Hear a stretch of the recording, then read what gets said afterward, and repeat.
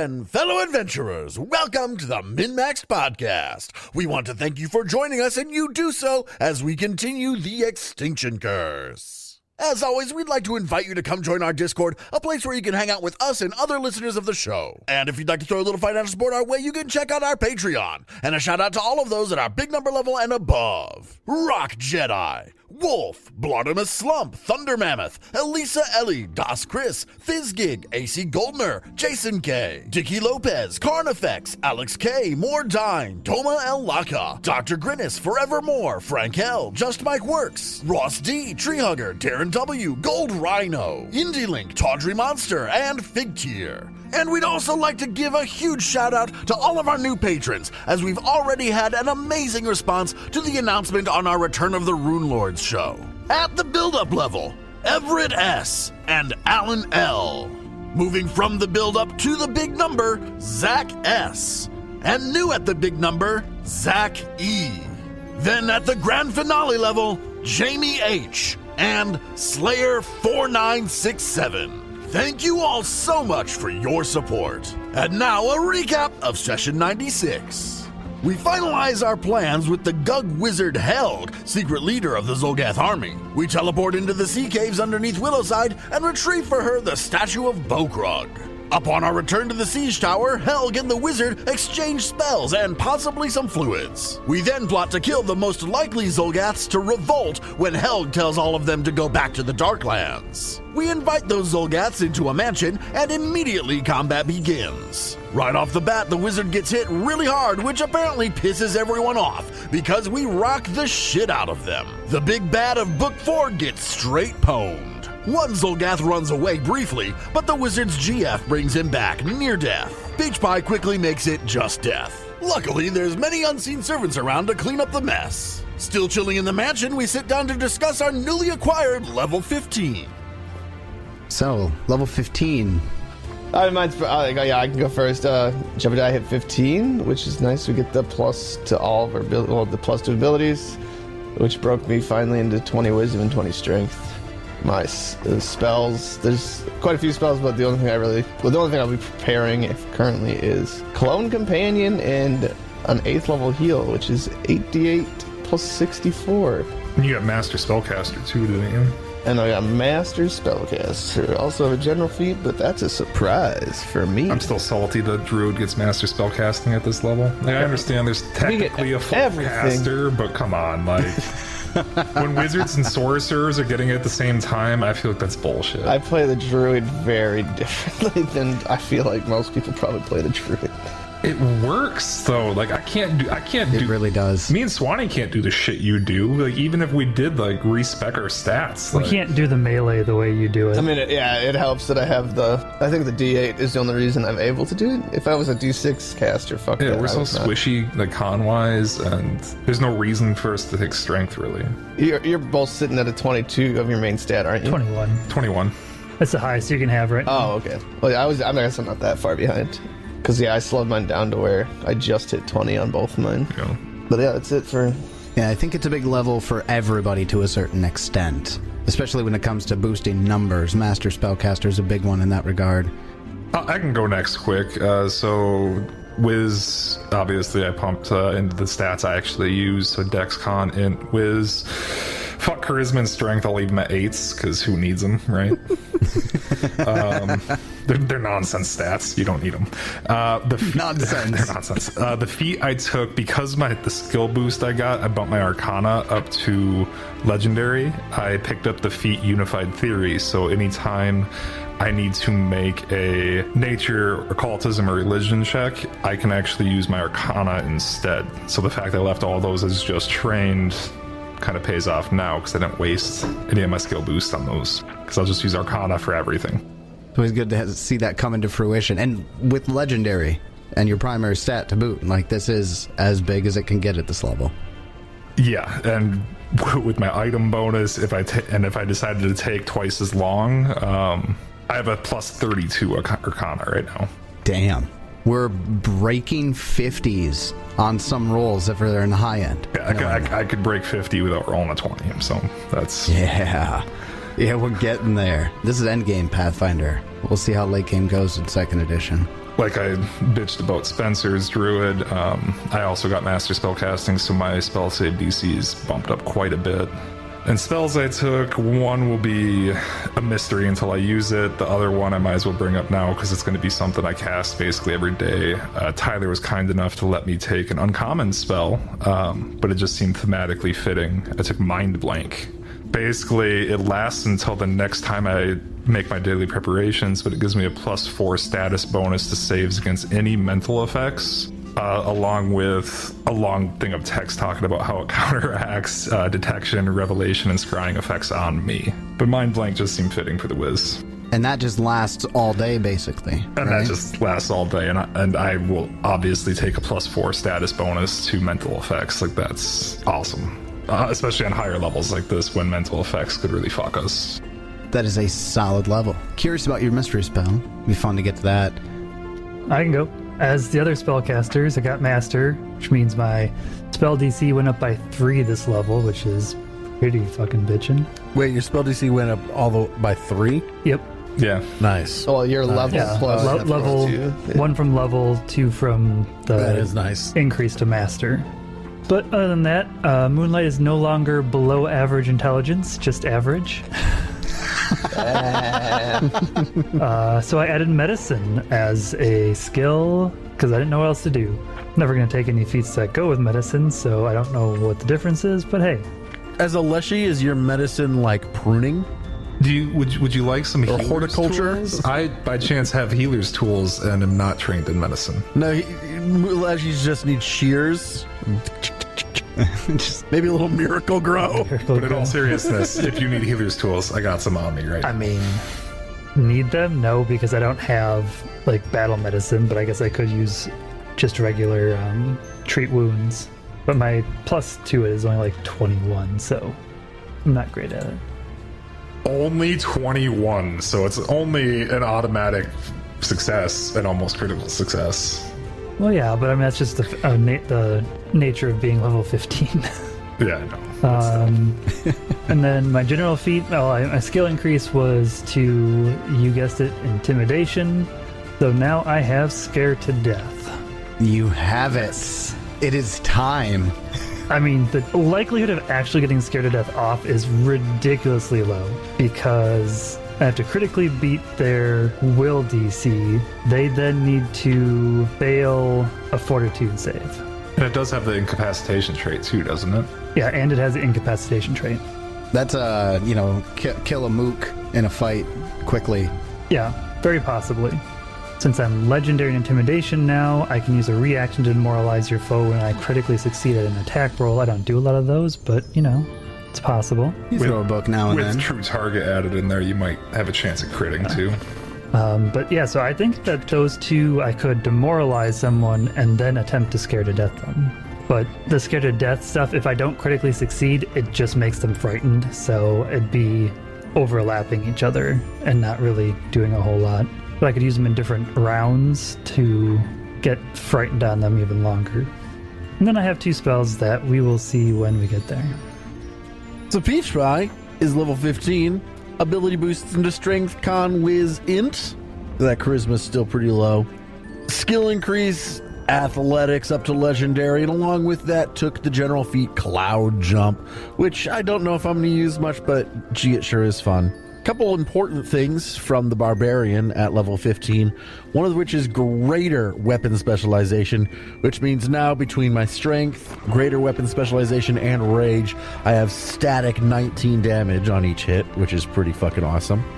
And I also get Indomitable Will, which is the shit Jeb has on will saves.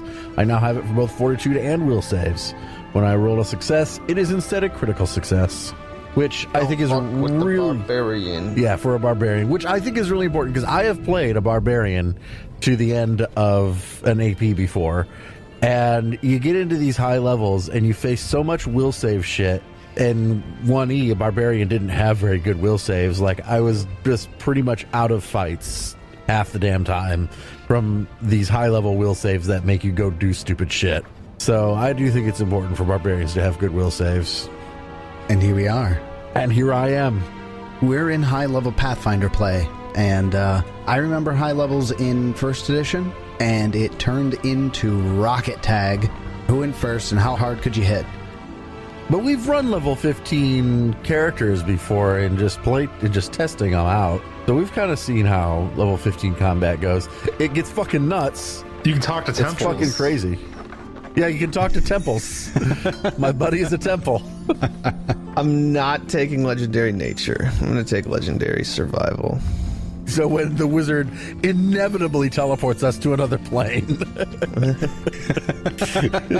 It will happen. Will it happen while in this campaign, like while we're playing? Who knows? But maybe after. The Circus of Wayward Wonders was never seen again.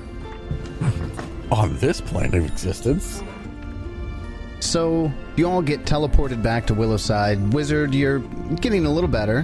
Where do you teleport to in Willowside? Center of town. Center of town? Just boom. Yeah. Mayor Vandy's office. No. Mayor Vandy can finally come fucking talk to us and not call us to their office. Willowside's had a little bit of time since the last xulgath attack to clean things up. You're surprised because the last time you were in the middle of town square, it was almost like a supply depot for supplying the front lines and for getting into the mansions for recovery and things like that. But it's actually relatively cleaned up. For the most part, the town of Willowside's not looking terrible right now. They still have some work to do. And people are getting to work. Nobody notices you right away. Do you have any place that you'd like to go? I think it's time to go to the bar. It's time for us to celebrate. Hitting the bars at 9 a.m. or 10 a.m.? We're circus folk. Who the fuck cares? Yeah. So the Hooked Inn then? Yeah, I mean, I figure if we go there, and start celebrating, eventually people will catch on. I mean, we can throw like a party like right here in the street, like right outside the inn. Just be like, tell them to open the kegs and throw in a party. We're back. It's done. The Xulgath army is leaving. Yep. I think that sounds like a good idea. Fucking sounds like a great idea, actually. I agree. Get some circus performers. Moonlight will start dancing around the square. Well, I mean, it's sparse the people around the square. The square is what's has the least amount of damage. The outer edges of town is where it has the most. So how are you getting everybody's attention? Fireball. Lots of fucking noise. I mean, we're gonna strike up the band. I mean, the wizard's the circuit, the orchestra leader, right? Or the music leader. That's true. I forgot that was a thing. This is set up for the marvelous Calliope. Yeah, no, I was just looking up the rules for it. Drop that motherfucker in the middle of the square. Yeah, I'll activate that. Takes a minute. In the minute it takes the wizard to activate the, oh my god, are we going to do this again because I've forgotten, the marvelous Calliope? Yeah. I get a 36 performance check to play it. The instrument was usually pronounced Calliope. Oh, really? Yep. Because I thought the Greek god was like Calliope. Calliope. Well, Oh, I can spend 2 actions to cast Charm on one of the listeners? Where's Letteric? he'll come. Give him a second. Is it part of the activation, or can you just do it to somebody who's listening? Part of that, well, it says activate 2 action interact once per hour. You play the Calliope, causing to charm one of the listeners. Calliope. Calliope. After a few minutes, some people start to trickle in. One of the first to show up is the professor. He goes up to everybody. Oh, you're all back. God, thank goodness. You were gone for so long. Wow, what happened? Is it over? Yes. Yes. The Xulgaths are on their way out. Are leaving. Visible relief. The siege is over! We have defeated them! As heroes do! Well, the wizard sort of did it as a bard typically does, but, it's still successful! I fucked a dog! There weren't even that many dinosaurs in the siege, so... And there's enough people around that can hear, and they know how much of a hand you've had in this whole process. Somebody runs off and heads into town hall right away, and Trevor is one of the first to come back, and Mayor Vandy following shortly after. Is it true? Is it true? Are they just leaving? We're not playing the magnificent Calliope for nothing. They are retreating back to the Darklands. I'm sorry. The sound of the calliope is really, really overpowering your voice. Moonlight, could you speak up for me? You can come closer if you like. Leans down. Or here. And I will use the staff to project my voice. There we go. The ringleader staff. I think it projects your voice in insanely far. While wielding a ringmaster staff, your normal voice can be clearly heard by all creatures within 300 feet. That's easily all of the town square and several blocks in each direction. So, yeah. Was that the professor that said he couldn't hear, or...? Yeah. Yeah, it was the professor. Moonlight will just be repeat in using that projected voice. The xulgaths are gone. They have retreated to the Darklands. It is time to celebrate. I realize it is also a time to mourn and clean, but for now, it's time to celebrate. An eruption, because there have been more and more people coming in as they've heard the news that the circus performers are back. This flood of people are just shouting and cheering and raising their fists into the air, patting each other onto the back, and even Letterick comes up, unheated, is going to jump on top of the calliope. I charm him. Like stand on top of it. He looks like he's about to make a rousing speech, but he has to make a will save first. I think we treat it as a magical item similar to like a wand, where it's using my DC. I don't disagree. I mean, everything in the edition seems to scale. It would be against intent, in my opinion, if it didn't. And he gets a natural 1 on the dice. Critical failure, the target's attitude becomes helpful toward you, and it can't use hostile actions against you. He is my servant for the next hour. He's going to be packing my pipe for me, and maybe grabbing me a drink, maybe some snacks. Do you make any immediate demands of him? Yeah, pack my pipe, get me some snacks and a drink. So as he gets up on top of the calliope, you ask him right in that moment? Yeah. Okay. So he gets up, puts his arm up in the air, and he takes a big breath, puts one fist on a hip, and stops, gets back down, and everybody had gone silent for him to give a big speech, but instead he grabs the wizard's pipe from him in the pouch and packs it, and then hands it over. He starts patting, like he's looking for a tinder twig or something. Shrugs, he doesn't have one of those. I got that. Just snap my fingers. Go get me a drink. Right away, wizard. And he disappears into the crowd. Those who are nearby who saw that begin laughing, and just almost the whole crowd takes it as the start of the party. And I'm not going to go into big, long detail here for you guys, but it turns into quite the affair. The Hooked Inn brings out kegs, and they set up an impromptu bar in the town center. They clear some space, and the circus performers come in, and they begin performing on the side and in the open areas. Some of the food vendors are setting up shop and grilling and making food for everybody, and it turns into this big block party really, really fast. Does anybody have anyone they want to talk to during this large celebratory gathering? You know, just want to hang out together and drink and be merry. Well, do we have to be merry? I don't know if Peach Pie can be merry. I suppose Peach Pie couldn't just drink. Perfect. So just kind of whatever happens. I want to get a perception check from everybody, just kind of as a through the day sort of thing. 41. 40. Jeb's not paying attention. He's Deep in the drink.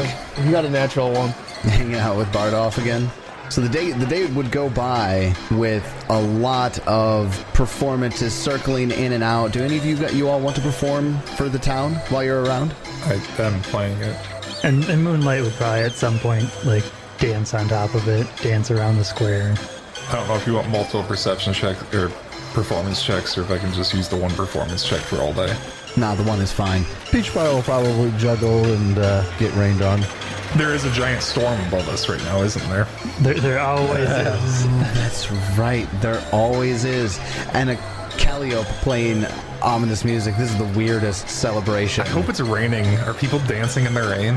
I mean, drizzling at least. You know, you can't have storm clouds gather in a single place for this long and not have some rain. It's just washing away all the burns, the scorch marks, negativity. As you're all going through the celebration here, Moonlight and the wizard, you know, you got the highest perception rolls here. You see basically everyone. However, at the end of the day, you realize that you've seen a pattern. There's a pattern of a person periodically that you don't recognize. I mean, you're at Willowside. It's hard to know everybody in this little town, regardless of how long you've been here. However, this person is quite a bit out of place. They're they're clean shaven. It looks like they have freshly pressed clothing. Has been making their way through the crowd, talking to people, not really necessarily celebrating, but he does look like he's there taking notes and talking to folks and just moving about the crowd. Does this person look like they're having fun? Or are they too, like, focused? They're focused. They're not focused. They're not there to party and celebrate. They're there to, looks like, to talk to people and take notes. If everybody else is partying, this person's kind of like talking to people. At some point, Moonlight will go over to Peach Pie and be like, Peach Pie, the person over there. I'll point him out. They don't look like they're having a good enough time. You should go talk to them or say hi. Because you have your rain cloud on, right? You said? Yes, rain cloud. Peach Pie walks up to them, a little drizzly.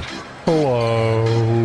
Peach Pie, as you walk up, this man, that's a human man, looks like he's Varisian, possibly, but he's clean-shaven, he has a notebook, and as you step up to him, he looks up at you, snaps close his notebook, and puts it into his pocket, and he says, hello, Peach Pie, correct?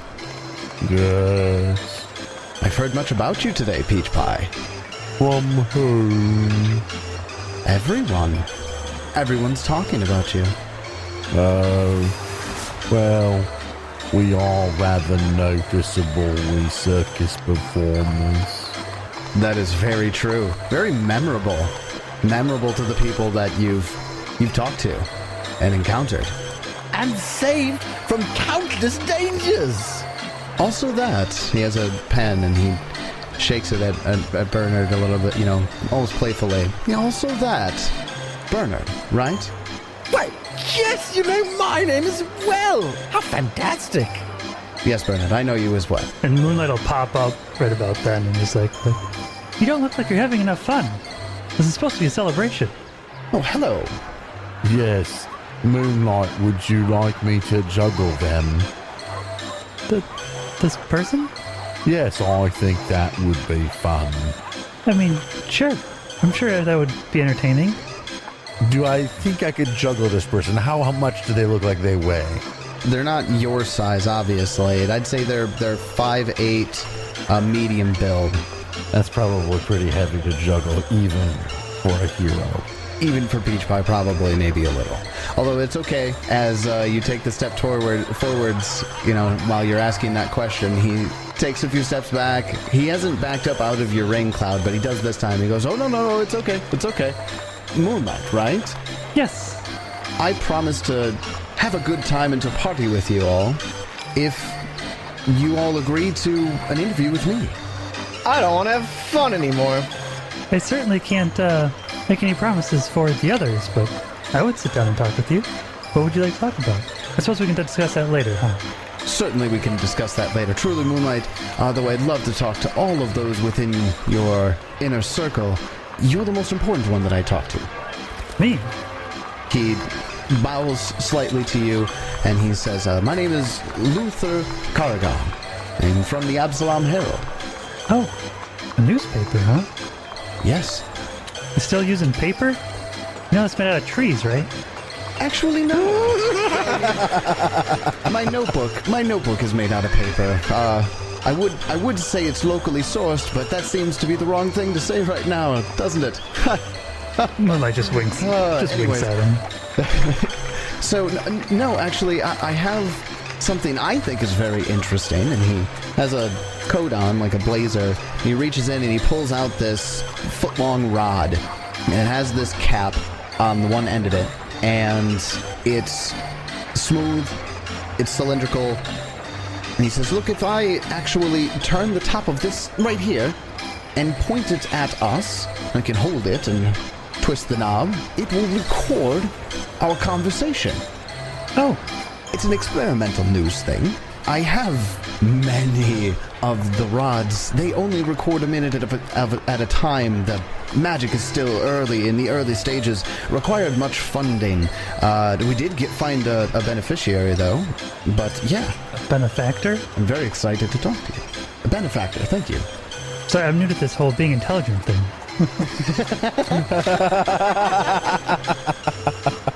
I'm staying at the local Hooked Inn. I'll tell you, a minute at a time is not going to get you very much.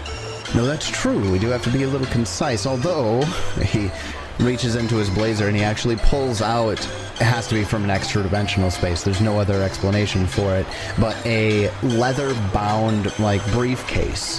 He pops it open, flips open the lid for it, and there are, like, 24 rods in this case. And he says, I've got one for each of you. Yeah. Moonlight looks over at, like, To put the case back. wherever Jeb and the wizard are, and like, well, I know a few of us will be pretty concise, I'm sure. Well, good. That sounds like a deal to me. Then I suppose I should get to having that good time now, shouldn't I? Yes, yes.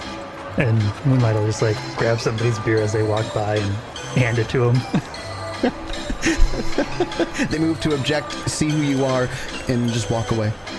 So unless you would want to specifically facilitate Luther's good time, he happily takes his drink and bids you adieu. Yeah, with that, Moonlight will bow and dance off. And nothing else, I'm not going to say interesting doesn't happen because everybody's partying and have a good time, and that's interesting, but it's a Wednesday night, we're not going to do that on camera. So we're going to cut to the next morning.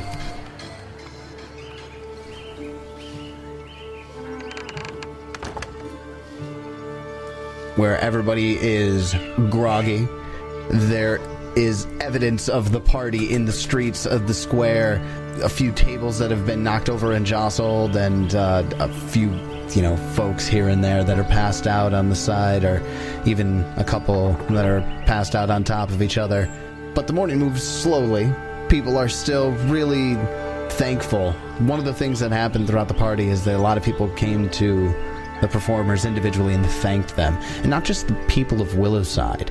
We're talking people from the Circus as well are coming in to thank them. Not only for helping to save them from a very harrowing situation in an army of xulgaths facing down this little village, but also in giving them the courage to help fight. Fidget was one of those. Dingo was one of those. Oofy was one of those. The professor's going to come by wherever you all ended up passing out and bring you the coffee that he does every morning when he can. Love it. So as everyone's sitting around for morning breakfast after the celebration, he pours a coffee for whoever wants one. He'll pour a mimosa for whoever doesn't. Define morning. Like, how early are we talking here? After a day like that, like 10 a.m., Okay. 11 a.m., As long as it's not too early. get out of here with that 6:30 a.m. bullshit. The professor knows better. It's so good that we could get this done and over with. No more xulgaths. No more armies. Just the circus. Yes, well, we still have more to do. There's still the tower itself. I suppose. I didn't even think to ask. That is for another time. We are in the moment here. True. That is true. It's good to take a break from those things when you can. You are correct. The xulgaths are gone. The dinosaurs are gone. The people are free to go about their days again. That means that we are able to go about our days as well. That is true. We can finish fixing up the tent and reset that up.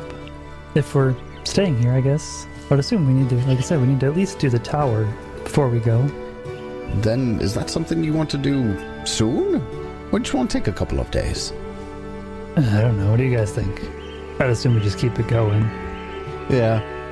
Well, I don't see a reason to delay too long. I suppose that's good. We still have to fix the tent. Although we did set it aside when it was, when we went to fetch it. at some point during the early days of the siege. I believe it's still safe. So there's not much work to do on it. Maybe a day or two as we get it all set up. Should we set up camp back in the spot where we started in Willowside?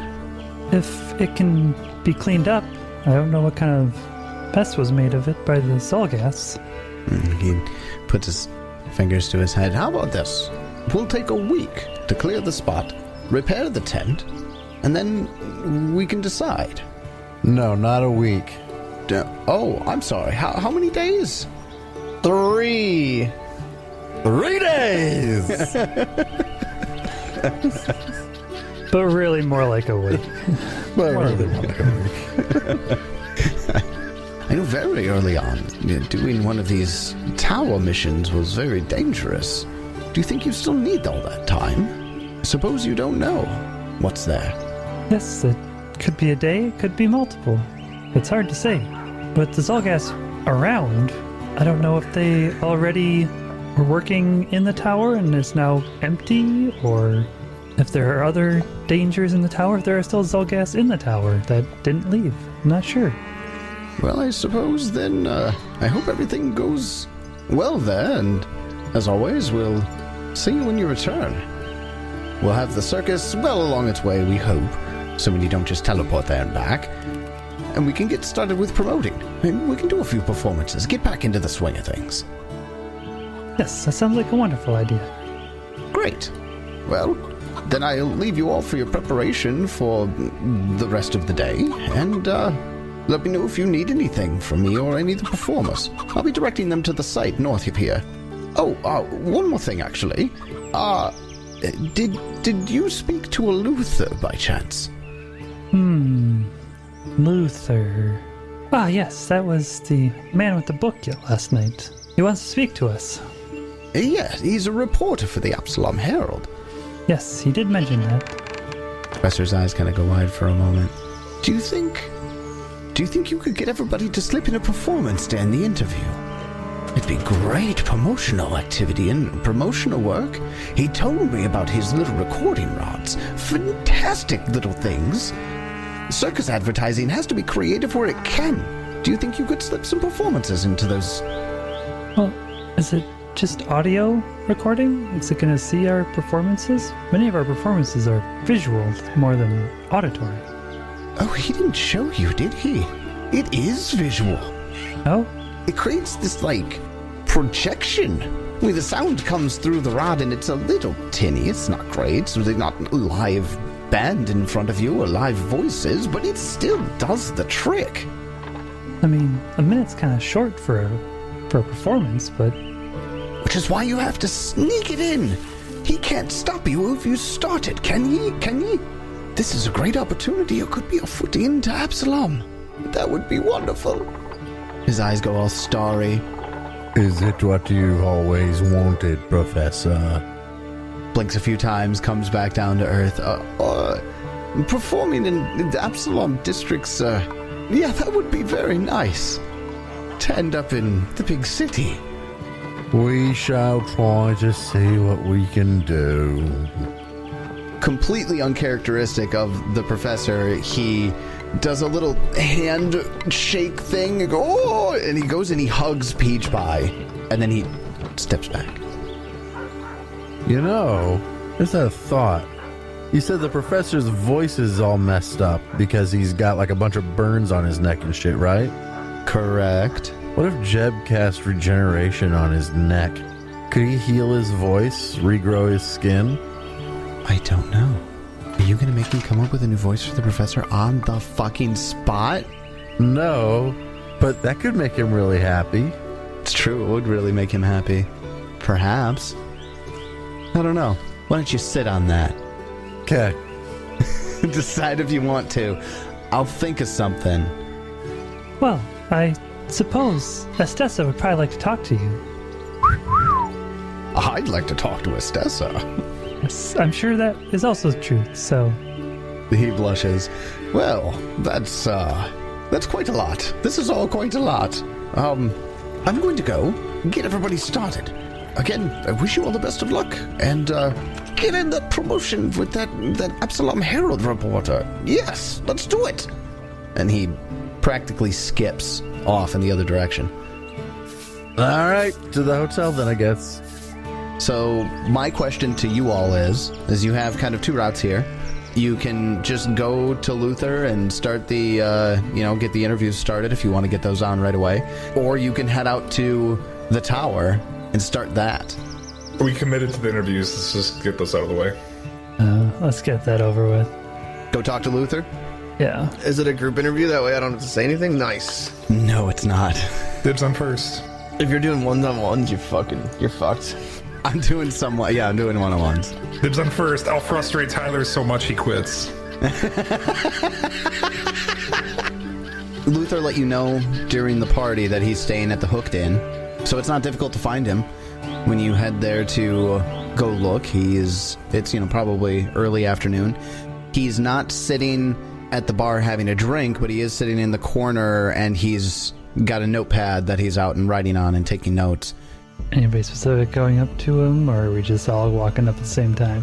Fuck it. I'll walk up to him. No, I'll walk up to him. It's cool. The Wiz just wanders up to him. Hey, it's Lex, right? Lex Luthor? Luther Kerrigan. Nice to meet you. Clark Kent. Damn it. He closes his notebook and he stands up and he shakes your hand. And Luther Kerrigan of the Absalom Herald. Hello. You must be the wizard. Am I right? Yeah, close enough. Nice to meet you. Nice to meet you too. So, have you all agreed to interviews with me? You're interviewing us? I'm doing interviews. Did Moonlight not tell you? Moonlight, did you tell us? Not really. I don't think Moonlight told me. Oh, well, then allow me to be the first. I, Luther Kerrigan of the Absalom Herald, would very much like to interview you, the wizard. Some exclusive experimental reporting that we're doing at the Absalom Herald, and I'm very, very interested in your story. Everyone's story, really. Oh, I'm pretty interested in our story, too. Fantastic. Here, I think you'll like this part very much from what I've heard. And he reaches into his jacket. He's got a blazer on. He reaches out and he pulls out this big leather-bound case and flips it open. And there are slots with tubes sporadically throughout, and they're all magical. I grab one and start examining it. Go ahead and give me an arcane check. 39. Even on a 7, that blows this out of the water. He'll explain it to you, but you know what he's going to say before he even begins to say it. These fascinating little devices are called recording rods. See this little knob at the top, you just give it a little twist, and then it actually records us talking. It gets the voice, and then it gets you, the picture of you, and you can display it. You can project it, if you will. That's amazing. I slide it up my sleeve.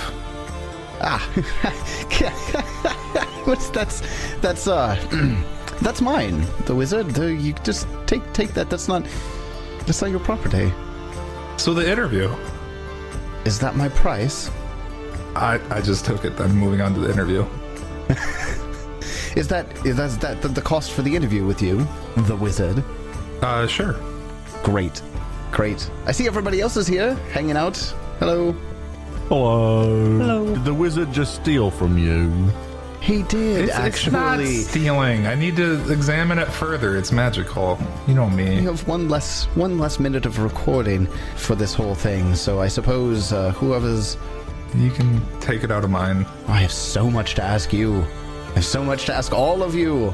Oh, it's only 20 gold. I was gonna say, is this a new item from the bazaar? Because I don't see it. No, I don't actually see it in items. It's from Devil at the Dreaming Palace. Must be an AP specific. Judge Watch, right? I don't know. I thought it might come in handy at some point, so I stole it. That's only 20 gold. I'm not going to worry about that. You will thank me later when I record something important. It records anything it sees and hears for 1 minute. That could come in handy at some point, right? It could. It was magical. I wanted magic. I suppose if you're ready, you want to get it going. Wizard, would you like to go first then? Sure, let's do this. What? I've never been interviewed before. How do I go first? Great. Well, we need a good space. I actually talked to the innkeep beforehand, and I've actually had a different room set up for it. Here, come follow me. And he stands up, he puts the big old box, and disappears into his blazer of holding. I was just going to make a mansion. Oh, the mansion. We should do a mansion. That's a better idea. I was going to laugh at him as all of his recording rods spill out. We don't have to do that. It's fine. In my mind, that happened, though. I like it. I like it. It's good enough. I like it. So here, come. And he leads you to a side room. Looks like it was, one of the private dining rooms that some of these taverns tend to have occasionally. I follow. The table's been removed. All the chairs are out. He takes the wizard in. What, does he just expect the rest of us to wait outside? And at the door, when Peach Pie goes to come in, he goes, look, Peach Pie, right? Yes. Prefer very much if we could do this in Never private. split the party. I'm sorry, what? The last time someone tried to get us separated, the guy tried to rip Peach Pie's face off, so... It was very unpleasant. It didn't even hurt you. I didn't say it was Oh, let's not get into painful. that. I just said it was unpleasant. Okay. I mean, you got your face back. It is what it is. As you guys are talking, he pulls out a pad of paper and a little pencil. He starts scribbling. Peach Pie, I'll be fine. Moonlight, I'm okay. I mean, what's the worst he's gonna do to me? Like, Cut your face off. I thought it was pretty clear about this. He closes the notepad and goes, really? Very cautious and protective of each other, aren't you? Well, yes, we've had people try to cut our faces off and many other things. we're like family. A very, very dysfunctional circus, weird family. But I suppose we can allow you to Yeah, it's be in the next okay. room. I am just a touch concerned as a as a reporter, as an interviewer. I get a lot more true answers from my interviewees when it's just us. We already said okay. Just move. Come on, let's go. Well, we're good. We're good. We're good. Yes, they're pushing you into the All room right. Fantastic. I mean, close the before door. Moonlight changes their mind. He goes and he pulls out and he starts setting up. He's got these series of tripods that he pulls out of all of his extra dimensional spaces, and he sets them up, and on each of the tripods he sets up one of these recording rods that are all pointing to the center of the room where there are two chairs facing each other. As he's setting them up, he says, go on, you can have a seat if you'd like. I'll be with you in just a moment. I sit down and start packing my pipe. As he finishes with the tripods, he has a little sheaf of paper, some pad, pencil that he pulls out, sits across from you, adjusts his tuxedo. He begins casting spell. But what spell? Recognize spell. That's a reflex or reaction for you, right? It's a free action. You don't need to make a check on this. He's casting Unseen Servant. Oh, okay. I was gonna say I already know it then. That's fine. So he casts Unseen Servant, and the little shimmering outline of the servant goes over to the first tripod, the one that's right in the middle, getting the center shot of you all. The little shimmering outline gives a thumbs up. He goes, okay, so we have a series of recording rods set up in a particular order. It'll all be a fluid thing for you. We'll deal with all the, what comes afterwards back in Absalom. The important thing is that we don't have a ton of time. I will have some questions for you, and we will get into them. And, answer whatever your comfort level is. The important thing here to note is that there are many people in Absalom from many different walks of life who are very interested in the story that they've been hearing from you all. So, I've done my research. And he makes a little note to the Unseen Servant, who then twists the first recording rod. This little cone of light beams out of it. It flickers a little bit, but it encompasses the two of you sitting there. I spark my pipe. Hello, my name is Luther Kerrigan of the Absalom Herald. This month's series of recording rods is brought to you by Wyeth of the Mithril Dragons, and he has the following message. Congratulations on being part of the Mithril timeline. Remember, Report any Thessalonian objects or sites to your local Mithril ward as soon as possible. The safety of the timeline could be at stake. This little bead that he had, he lifts it up and Wyeth's voice comes projecting from the little bead, and then he puts it back in his pocket afterward, regains his composure. Thank you, everybody, for joining us. Tonight, we are here to interview members of the Inner Circle for the up-and-coming Circus of Wayward Wonders. Now, most of the time we interview the up-and-coming artists, politicians, and movers and shakers of the Absalom scene, but this time we're reaching outside of the city. And I have with me here today one of those members for the Circus of the Wayward Wonders. Please tell me, who are you, and what do you do? I am the Wayward Wizard of Wonders. I don't know what I do. I do everything. I mean, I lead the music. I'm the band leader, the pyrotechnics guy. I'm blowing shit up. I talk to stuff. I blow other stuff up. I blew up a building once. That was interesting. You know, it's interesting that you mentioned that from one of the sources that I interviewed in Escadar said that one of the first things that you did on arriving on site was set your prospective circus site on fire. Tell us about that. I set it on fire? It says at least a dozen witnesses. Yeah. Also from your circus say so as well. That sounds like me. Interesting. Now, I noticed, and this is something that is noted for many people, but you were not an original part of the Circus of Wayward Wonders when it was first split from the Celestial Menagerie, as it were, correct? Correct. I came to find my friends Savatri and Kestrel. Oh. By the time I got here, unfortunately, they had passed on. And he draws a little Pharasman spiral over his chest. He just goes, "Oh, for Savatri and Kestrel. I tell you, I heard much of them when I was asking around. Now, you were friends of theirs before they joined the circus, are you saying? Yes? Yes. So, tell me, was it a surprise when you returned and saw that they were dead? I think. Interesting. He makes a couple of notes. There are a lot of people, myself included, who know that you can talk to many different things. What's the most interesting thing, creature from another plane of existence or monster that you've ever spoken to? Yeah, that's a good question. I think you. Yeah, you're the most interesting. He clutches his pearls. Oh, that's so flattering. Thank you. When it comes to the wizard handle, and he air quotes the wizard really heavily, do you know your name? I'm the wizard. Well, one of the things that I know many times from many people that we talk to is that you seem to have difficulty remembering even the smallest events, which you've absolutely depicted here in the interview so far. Have you forgotten your name? I did for a while. Yeah, you have, But really. but now I don't see a use for it anymore anyways. You don't see a use for your name. Interesting. So you know your name. Yeah. So, why did you abandon the name Obron? Obron, is it Naziros? I take a puff of from my pipe and where did you hear that name? It took a lot of digging. Obron, honestly, it took a lot of digging. We talked to a lot of people. We had to go all the way to Jalmaray. Went all the way to Jalmaray and talked to somebody that you knew. Now, we talked to the Lantern Bearers. They refused to give us the info, claimed you didn't exist. We found someone. We found someone who told us who you were. Do you want to know who that someone is? No. If you heard it, you heard it. That's fine. I'd prefer you kept it off the record, though.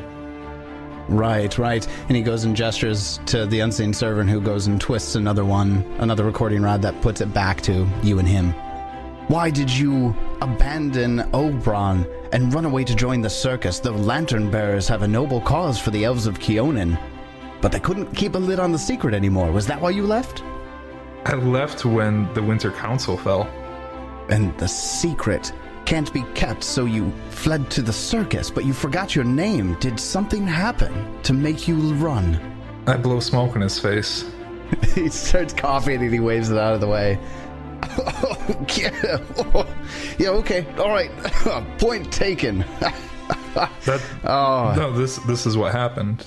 This helps you forget. Wait, blinks a little bit.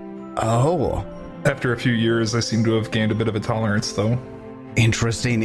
He starts writing things down. So are you telling me that this memory loss that you've been having has to do with this thing that you smoke? Is this an herb documented? Is this something that we could have an alchemist look at it? It's an experimental herb. I grow it myself now. You do. More writing. Doesn't really have any medicinal effects. Just helps you forget the shit that you don't want to remember. I'm sure that many of folk would like something like that. Back to the circus. Was it difficult to find yourself in a place where you'd never been before? After learning your friends had passed on? Did you feel like melding with the circus was easy? The circus has been a new home. I wasn't sure if I was a member for quite a while. Wait, am I part of the circus? Am I in the circus now? So we've been told. I finally made it! Hey, guys, did you hear that? I'm in the circus now! You hear him exclaiming behind the doors. One last question before you go, and I appreciate all of your time with us, and thank you so much. Tell us a little bit about your relationship with your ringleader, Moonlight. We don't have a relationship. Well, I didn't necessarily mean that, but if that's what it was. I couldn't find a word to put it. We tried. Interesting. Swanee doesn't look happy about that. I retract that comment. No, Moonlight's been great. Very welcoming. They sometimes scare me a little bit, but I think they kind of scare everybody a little bit, so it's okay. Takes a few more notes. Yes, so indeed, I've heard. Well, everybody, thank you so much. Again, Oberon, thank you so much for your time. In the next series of interviews, we will be talking to some more members of the Circus of Wayward Wonders. Stay tuned or play your next rod. See you then. And then the unseen servant twists off the last one, and he stands up and holds out his hand. Just, thanks so much for talking to me. Really, that was fantastic. Yeah, it was all right. Is the interview over? Yeah, we turned it off. Okay. I know that was super nerve-wracking, but do you want to know? Do you want to know who told us who you were? Off camera? Give me a perception check right there, actually. Wait, this reporter's giving up his fucking Source? This is a shitty, very, very, very shitty reporter. 42. He's got in the pocket, like the breast pocket of his blazer that he's been wearing, one of the little recording rods is poking out ever so slightly. When he says the word off the record, it clicks, and it's now recorded. This guy's a face of shit. I'm not talking to him. Yeah, it's some sketchy shit, bro. I don't know if the wizard cares, though. Like, Ted cares, but I don't think the wizard cares. Who'd you hear it from? I would like to know. He wouldn't tell us his name, but he did say to give you a message. He said he'll see you in Shrine real soon. I don't know what that means. Never heard of the place. Shrine? Shrine. Society check? What the fuck is Shrine? He shrugs. He's like, I don't know. Or 36? It's nagging you. You're having this moment of deja vu, but the memory doesn't complete. Do you want to see who wants to go next? Or do you want me to go? I just walk out of the room. See you later. He stays behind and he starts replacing the recording rods and marking them with numbers and then putting them back in their storage and setting up the next go. So while all that's going on, Wiz is having his thing. Moonlight's got peach pie and jabbing and just like, okay, now no matter who goes next, like a minute in, we need to burst in and start doing a performance. Okay, guys? And, you need to make sure that the wizard comes with, or whoever's out here needs to make sure the wizard comes with. All right, then. Who's going to want to go second? You do. What's that, Jeb? You're going second? Okay.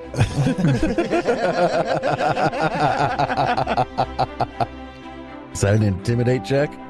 No. Scare me to death, bitch.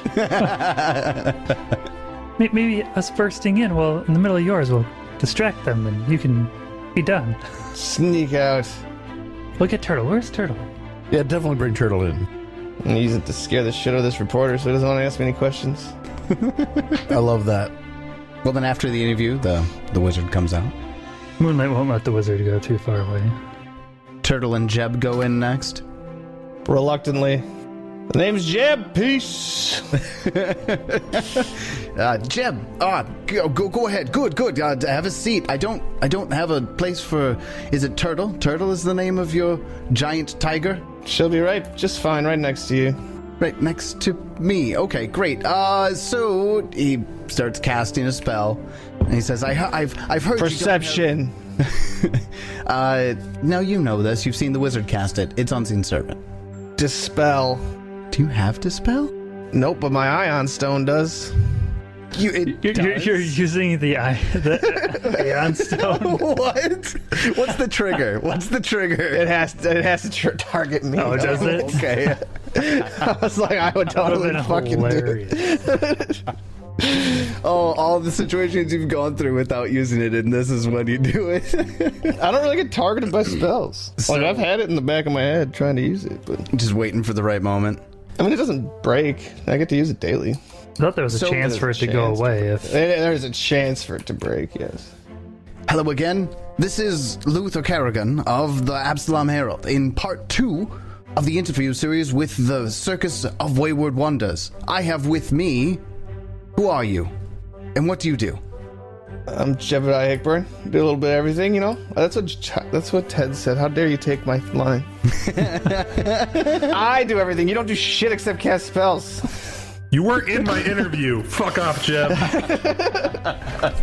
You know, I'm just a simple man. I take care of the animals, and that's about it. So I see that Turtle is sitting right next to me. What a adorable looking kitty. And how comfortable does Turtle look right now? Pretty comfortable. I turn her into a little cat. Oh, you did a little baby companion thing in the middle of the interview? Yeah. Oh, And then she just jumps up. And then I clone her.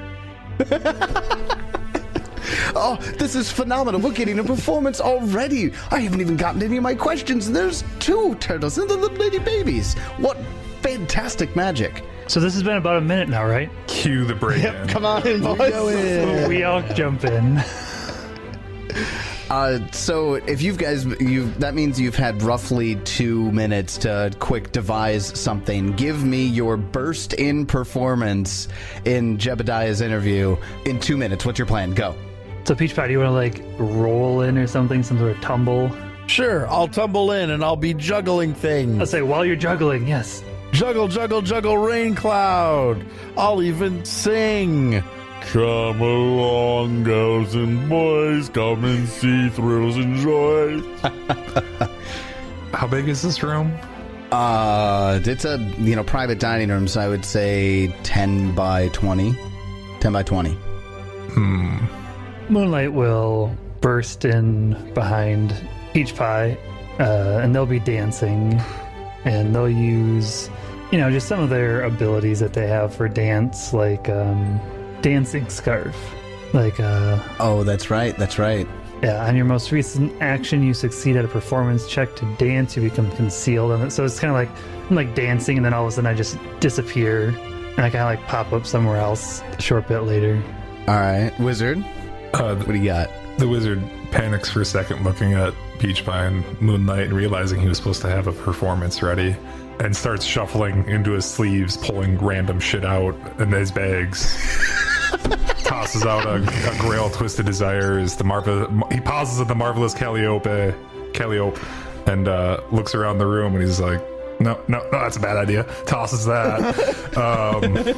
Grabs out one of his door knockers, opens a door in the wall, and then uses the second door knocker to open a second door in the wall back in, and pops in. just like weaving out of some doors that you just open. Oh, hey. Oh, man. Oh, that's fantastic. And of course, conveniently, he has set up the recording rods in a semicircle that is facing some chairs in the middle, but also the door. So as the circus comes bursting in the middle of the interview, Jeb, what do you do? I continue the performance with the cats. More kitties. It was all a ploy. Let's do a performance check. Wizard gets a 34. Peach Pie, what do you get on your performance check? 35. 35. Fantastic performances. Moonlight, what do you get on yours? 41. 20 with a 2. An 18. I don't perform, the animals do. It's all Turtle in the cuteness, right? especially with the two of them. So the Circus bursts in, and he doesn't really say anything. He just sits back. His eyes go wide for a moment, but then he, takes a few notes and just kind of waits for you all, the whole spectacle to be done. And every time it gets to the end of one of the recording rods, he'll make a note to the unseen servant to continue to the next rod. And then we all walk out one of the wizard's doors and he grabs them and leaves. So when everybody leaves, Jeb, are you staying? Or are you taking the opportunity to bounce? Oh, I leave. Yeah, for sure. So Jeb bounces. You got my name. That's it. And he sits in the chair. And he looks over to the cameras and he says, I had a lot of questions for Jebediah Hickburn. Jebediah Hickburn, of the same Hickburn family that Ezekiel Hickburn comes from. Everybody knows Ezekiel Hickburn. He's one of the famed mythical dragons. I had a lot of questions for him in regards to his family's adventuring lives. Simple servant farmers. Oh well, I suppose Jebediah will remain a mystery for now. He gives a little nod to the unseen servant who turns off the recording rod for the interview. Who's next? The wizard's Moonlighter Peach Pie. The wizard sneaks into the room to pick up all the shit he threw on the ground. I left this don't mind me. I don't know. I mean, I can go next. I've got a feeling he wants to talk to Moonlight. He does want to talk to Moonlight last. But do you want to go last? The opportunity. I'm fine going last. All right. Peach Pie goes in. You see the same scene. He's taking down all the recording rods from the tripods, replacing them with another set in that semicircle that's around the two chairs that are sitting there. And as you walk in, he just goes, Peach Pie, thanks again for agreeing to do this. How you doing? Miserable. All right. Well, have a seat. Is Bernard with you? Yes, of course. I'm right here on his shoulder where you can plainly see me. Fantastic. Sorry, the Peach Pie's head was in the way when you walked in. I'm quite a bit shorter than he is. Anyways, have a seat and we'll get started. I do. On the floor. On the floor? Middle of the floor. chair? Middle of the floor. Wood scrapes on wood as he scoots the chair that he's on back a little bit. And he looks over at all of the recording rods. Now completely out of place. Yeah, exactly. All completely out of frame. And he says, hold on one moment. Just one sec. And he gets up and he adjusts every single one of them. I make a stealth check to move back to the chair. Okay, do that. I get an 18. Of course you do. While his back is turned as he's just finishing, I move back to the chair. And he's just like, okay. Turns back around again.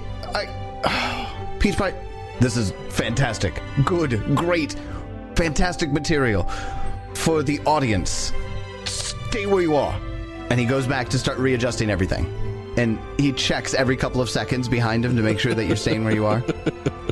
And he nods to himself, and then he moves faster, goes back to his chair. Now, Peach Pie, I'm going to ask you a series of questions. Answer at your leisure. And you've got quite the performance in. During Jebediah's interview, do you guys have something planned for yours? I have a lot of questions for you, too. It will just have to be a mystery. Oh, I love and hate that all at the same time. Mostly hate. All right, then let's get going. He gives a signal to the unseen servant and he says, hello, my name is Luther Kerrigan from the Absalom Herald, and I am here in part 3 of our interview series with the Circus of Wayward Wonders. For our next members of the circus, who are you and what do you do? Hello, I'm Peach Pie. I'm a clown. Hello, my name is Bernard. I'm a squirrel and I'm Peach Pie's familiar. Yes, that's so very interesting. Tell me, you are both such a is dichotomy the word I'm looking for? I think the word you're looking for is juxtaposition. Juxtaposition. The juxtaposition that you two provide is just absolutely wonderful. And we got to see some of that here not too long ago in part 2 of this series of interviews. But tell me, Bernard, where do you come from? Where do I come from? Well, that's really quite a metaphysical question, you see. I was created alchemically by Peach Pie. So my sources tell me. But there's more to it than that. Yes, it's all very philosophical, really. philosophical. How? Well, you see, Peach Pie strives to be a hero, but struggles to find the hero within himself, and so he created me to embody that heroic personality that he has deep down inside of him, behind the frown of the clown. I see. Thank you, Bernard. That's very insightful. Interesting. I'd like to hear from the man himself. I'm not a man. I'm a clown. Oh, I'm sorry.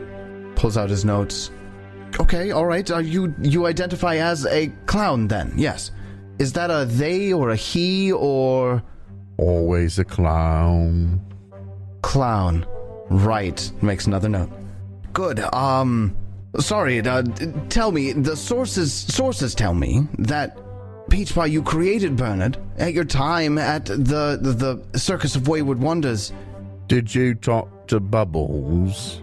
Well, I mean, I won't necessarily give my sources away, but many people talked about you. I got lots of discussion from some of your circus members. Did he try to sell you illicit narcotics? More importantly, did you buy any? Because if you did, he owes me a share.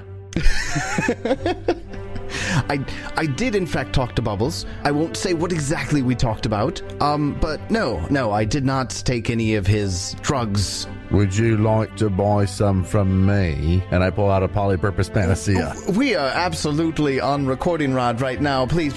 He gestures over to the unseen servant, who then turns it off. Says, Peach Pie, what are you doing? You're offering me drugs on a recording? I'm being a clown. He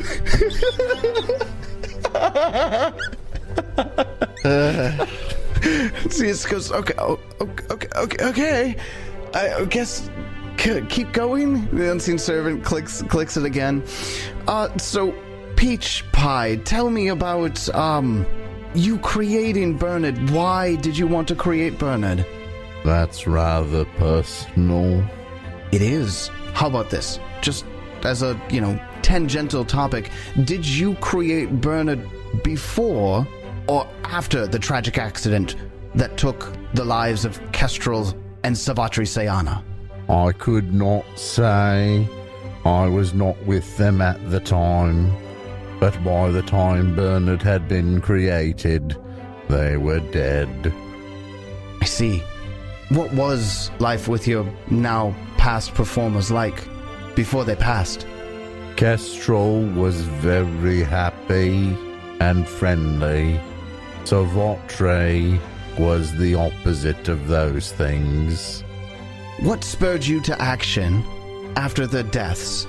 I'm looking for some sort of spark in your eye, some sort of passion, some sort of need to take up the hammer, but you don't seem to show any of that passion for the need to pick up the hammer. Well, you see, there was a void in the party, the group that was trying to solve important problems. And I knew that there were very few other people that could step up and do the things that needed to be done. But Peach Pie, he's so strong and he has his hammer and he can fight well. And I thought, well, Peach Pie, you should go and be a hero. And really, I convinced him. So, Bernard, then so many communities across the Isles of Kortos have partly you to thank. Oh, well, I don't look at it that way. But yes. Peach Pie, as far as anyone can tell, and I speak to a lot of people doing research for these interviews, as far as anybody's ever known, you've only ever been a clown. Always a clown. Who were you before you were a clown? Nobody of consequence. See, I managed to track somebody down who thinks they might remember you. It is possible. Are you from Absalom? The person I was before I was Peach Pie was from Absalom. The Puddles. From the Puddles. Just exactly what we heard. Exactly what we heard, but you've always been a circus hopper from one to the next. What makes you move so much before staying with this circus? Wherever they have work to be done, I do the work. The work here is more interesting, though. That would certainly seem to be the case. One more thing before we finish up here, Peach Pie. Do you have hopes for the future? Hope is for fools. And I'm just a clown. He turns robotically to look at the cameras and goes, "What a positive outlook to end this positively fantastic interview on." Bernard, do you have any final words? Yes! Keep your hearts full of hope. Whoever you are valid, and your existence is worthwhile. As for the Isle of Kortos, do not worry. These heroes of the Circus of Wayward Wonders have been prophesied to save it. I've seen it with my own eyes. Everything will be all right, I promise. He turns back to the recorder rod and says, "Well, may your day be much less complicated than this seemed to have been. Thank you. This is Luther signing off for part 3 of the interview series." Gives the unseen servant to click it off. I hit him in the face with a pie. Is that like holding in a fart when you're in front of a girl you like? You just hold it the entire time, and the moment you get a chance to let it out, you just all goes? Sure. Just looking for an analogous to draw to that. So you wait till he turns it off to hit him with the pie? Yes. I don't want to give him the satisfaction of getting it on recording. And he does, he wipes it off his face. He goes, "Oh, Peach Pie, that would have been a fantastic way to end that interview." Would you like to turn them back on so I can hit you again? No, the moment's passed. Although I appreciate the gesture. No, it's Jester. I do, in fact, appreciate the gesture. Thank you. So few people do. You're welcome, Peach Pie. I leave. Flap, flap, flap. Then that leaves Moonlight. Moonlight sits outside waiting for him to come get them. I'm done, Moonlight, if you'd like to go. Moonlight just sits there, waiting. I would say 2 minutes pass. Enough time for him to get everything else set up. He pokes his head out. Are you sitting nearby, like within sight of the doorway? Yeah, I'm like sitting right there, just waiting. He pops his head out and he goes, "Oh, Moonlight, we're all ready for you. Oh, okay, good. Come on in and have a seat." I'll come in and I'll kind of look around. I'll sit in his chair. In his chair? Yeah. He walks over and he nods his head and he moves to go sit in the chair that he had set aside what he thought you were going to sit in. That little, nod. He recognizes the silent power play. Just like Peach Pie's sitting in the middle of the room. He says, "All right, well, thank you again, Moonlight, for doing this with us. Thank you so much for the impromptu performance. It was absolutely wonderful. Great to experience. Would have been fantastic to be told ahead of time, but I suppose that's not exactly what you do. Follow expectations." If we told you ahead of time, it wouldn't have been a surprise. True enough. How about we get this started then, yes? Yes, of course. And he gives the signal to the unseen servant. "Hello again, my name is Luther Kerrigan of the Absalom Herald, and I am here with the final interview of our series of interviews with the Circus of Wayward Wonders. I have with me the ringleader of the circus. Tell us, who are you? And, of course, aside from the ringleader, what do you do?" I'm Moonlight, Shadow Dance, and I do just that. I dance. I understand that you have a very interesting and relatively complicated life. Short, though. How old are you? Oh, early years are a little hard to say for sure, but I think I'm about 5-ish. Maybe 6 now? 6? I don't know. And to be the leader of a circus that is quickly gaining repute across the Isles of Kortos, there's a reason I'm here. But you didn't start in this role, did you? No, I was voted in, I suppose. Voted in? After the former ringleader died. Yes, there's an unfortunate accident or tragedy of Myron Stendahall. The previous ringleader died right before performance. How tragic. Yes, definitely. I mean, he was the one that brought us all together. But I suppose, in the grand scheme of things, it was the catalyst of what started everything in the first place. So, I suppose the people should thank Myron for his death? Interesting. So, you did not start at the Circus of Wayward Wonders. You were first if I'm to get this right, and he checks his notes, he says, an attraction at the Celestial Menagerie. Tell us about that. Moonlight's demeanor changes a little bit at bringing up. Should have known that that was going to happen, but at the same time, they were trying to think it wouldn't happen. Ah, yes. The Celestial Menagerie. I was, as you said, an attraction. Again, an interesting situation where I suppose I should be thankful for being created in the first place, but the circumstances are less than favorable. Yes, dark circumstances from what I've found from my sources. Yes, dark indeed. Tell me, when you took the Circus of Wayward Wonders from Aberton to Escadar, was it your plan to destroy the Celestial Menagerie for what they did to you? Not in the way that it was destroyed. The plan was to outshine them and show them that there was a better way to be a circus. That's very interesting, considering some of the other things that happened around that time. What do you know of a Delamar, man who went missing very, very shortly after your arrival in Escadar? Do you know anything about him? Yes, he stopped by our circus once. He was attempting to steal our customers over to their show. I suppose you took offense to that, didn't you? Certainly couldn't have it, so we asked him to leave. Asked him to leave. Now, it's interesting, we found some people who were, well, present, witnessing around in that time, and it sounded like Delamar didn't leave when you asked him to, did you? Or did he? No. It took some convincing. Interesting. Then, do you find it strange that Delamar would go missing so shortly after this interaction where you needed to forcibly eject him from your grounds? I just find it very strange. Do you know what happened to him? His family's very worried. If I got embarrassed like he did, I would have left town too. Next question about Escadar.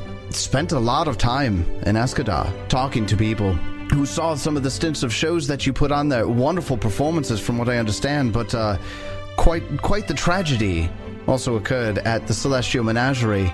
Understood that there was a Barghest that was set loose on them. You wouldn't happen to know anything about that, would you? Set loose? I mean, that sounds particularly nasty. I think the Barghest probably just came back for a little revenge for being treated the way he was. And he pulls out a little sheaf of paper and he says, we actually have a first-hand account witness who I spoke to about this exact situation. Says he appeared on the site of the Celestial Menagerie at the exact same time that you did, with temporary sheriff's badges. It looked like they had deputized you for a particular arrest to be made against Mistress Dusklight. Showed up at the exact same time, killed 8 people. I literally have a constable's badge for Escadar on my chest. It's still there. He points to it when he mentions it then. Not many people were willing to talk to it, but I did find one who was willing. Did not have a favorable opinion of you, Moonlight. If Absalom is to welcome the Circus of Wayward Wonders into its entertainment districts, what promises can you give the people of Absalom as the ringleader of the Circus of Wayward Wonders, that death and tragedy and potential demon worship don't follow in your wake? Demon worship? That's a new one. Just something that somebody said. There was a Barghest involved, after all. Are Barghest demons? Huh. Well, I mean, if the person that you talked to would remember, we were attacked by the Barghest also. I mean, obviously, it was not our friend. He'll put a finger up to the recording writer. He said that I can also confirm that. So, I mean, yes, death does happen around us, but death happens all the time in all of these cities and all of these continents. Just because we're nearby doesn't mean it's our fault. Very interesting, very interesting. And then we'll leave some of that decision up to the folks of Absalom and whether or not they come to see you, if you so choose to set up shop around any of the entertainment districts in Absalom. I mean, obviously Absalom would be a huge jump from playing the farmlands of the Swordlands. Well, all that groundwork definitely made you get noticed. There's also something else that made you get noticed. I've spoken to many of your people. I've spoken to many people that you've affected. From the mayor of a small farming town on the Isle of Arran to a lone hermit who was left by himself after he was saved by you from a cult. In 30 seconds, because we're running out of time on the recording rods here, what do you think happened to Aerodin? To Aerodin? To Aerodin. I mean, he's dead. What do you mean, what do I think happened to him? We hear, and I have good sources that tell me that you are now directly involved with research into Aerodin and his past. Is that correct? I mean, we found some books. One of them happens to specifically mention the fact that he stole some Aeon orbs from xulgath and created these isles with them, but you know. Is that why xulgath attacked this poor defenseless village city of Willowside?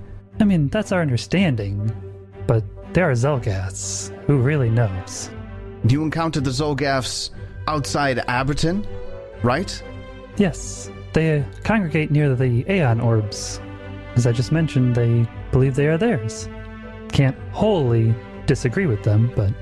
And where there are no Aeon orbs, in the bowels of Escadar, you also encountered xulgaths, is that correct? Yes, but that was to research the Aeon orbs, I would assume. That's where we found the book that explained the deeds of Aerodin. And all throughout the Swordlands, xulgaths, wherever you go. Tell us, do you think it's because you're gathering something from these orbs? Or you're involving yourself with the Aeon orbs? Or are they following you? I'm sure, as Bernard probably told you, we are something of heroes. And Moonlight, snickers, like... Moonlight doesn't consider themselves a hero, but... And these places, we choose specifically to follow the orbs themselves. Because our understanding is they are being attacked by the xulgaths, and while the xulgaths may have a right to claim, the death and whatnot from the loss of the orbs could be devastating to this area. Now that's a lot of very interesting information that I don't think I have really any sources that can corroborate that info. So when will it all end with the xulgaths? What's their primary objective? My assumption is to do to the humans what the god of the humans did to them. Take their stuff and leave them behind. He kind of pointedly turns to one of the recording rods and says, you heard it here first, folks. We have a group of circus performers who are doing their best to save the Isle of Kortos from imminent destruction. But will they be successful? Hopefully will you do another interview with us, Moonlight, if things go well? Assuming I survive, sure. As you know, not all of us have. And that's the one time Moonlight actually looks sad. He's gonna capitalize on that. Were you made ringleader before or after the tragic deaths of Savatri and Kestrel? I was always the de facto leader, and yes, I believe I was voted to be the official ringleader prior to their deaths. Well, I'm so sorry for your loss, Moonlight. Thank you. I wish there was something we could have done, but we didn't have the strength at the time. Well, thank you again for joining us here tonight. This is the conclusion of our series of interviews with the Circus of Wayward Wonders. This has been Moonlight Shadow Dance, the ringleader. And Moonlight, if any of our listeners or viewers would like to watch one of your performances, where can they find you right now? Right now we're in Willowside, which has recently been cleared up from a siege, so open for business. Well, trade routes are open, folks. And hopefully Moonlight will join us next time. This has been Luther Kerrigan of the Absalom Herald. Thank you for joining, and good night.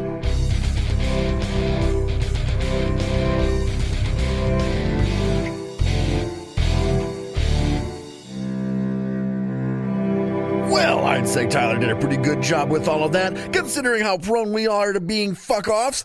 Well done, Tyler. Well done. Nice job forcing some exposition upon us. Now, seemingly all we have left to do is go to the tower and take care of it. What further dangers await? Find out next time as we continue the Extinction Curse. And until then, may you have many great adventures of your own. It's your turn.